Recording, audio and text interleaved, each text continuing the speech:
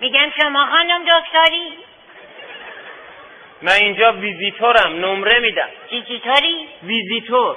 چطوری شد اینطوری شدی؟ شد دیگه، ویزیتور شدی. یا حالا دکتر میادوش؟ میادوش. کی میادوش؟ یه روز دیگه میادوش. اومدوش؟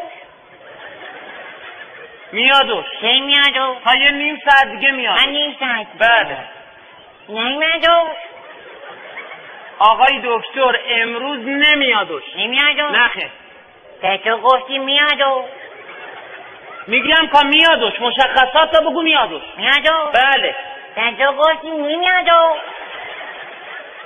میادوش. میادوش؟ تو راست سرت میادوش. اومدوش؟ نه عزیزم، استا بگو چیه؟ نیومدوش؟ نه تو راست میادوش. کی میادوش؟ میگم که تا 10 دقیقه دیگه میادوش. 10 دقیقه دیگه میادوش؟ بله. تو گفتی تو راست سره میادوش؟ استا میگی یا نه؟ نیومدوش؟ نه اسمت چیه؟ اومدوش؟ اسمت چیه؟ اسمت اسم ننه میگم تو ننه منم میشناسی؟ استا میگم ببین ننه وقتی میخواد صداد بزنه یه چیزی بهت میگه، درسته؟ بله. چی بهت میگه؟ بگو تو بنویسم. ننه بهت میگه هو یابو. ننه بهت میگه. ننه بهت میگه.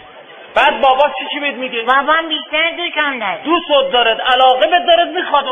چی بهت میگه؟ بهت میگه یابو. دیگه هویش هم نمیگه، مستقیما به یابو اشاره میکنه. میگم ما نکنه تو اسم مستعار داری؟ بله. جدی؟ بله. خب همون اول بگو اسم مستعارت چیه؟ اسم مستعار با توالته. میگم تو چی کار مستعار با داری؟ من با مستعار شما کار ندارم، من دارم دنبال اسمت میگردم. دنبال اسم تو مستعار میگردی؟ پسر تو انگار گیجی، متوجه نیستی. اسم شناسنامه داری یا نه؟ شناسنامه داری. تو شناسنامه چی نوشته؟ اینقدر چیز نوشته تو شناسنامه؟ اسم چی نوشته؟ اسمنو. اسم نه تو شناسنامه من نوشته؟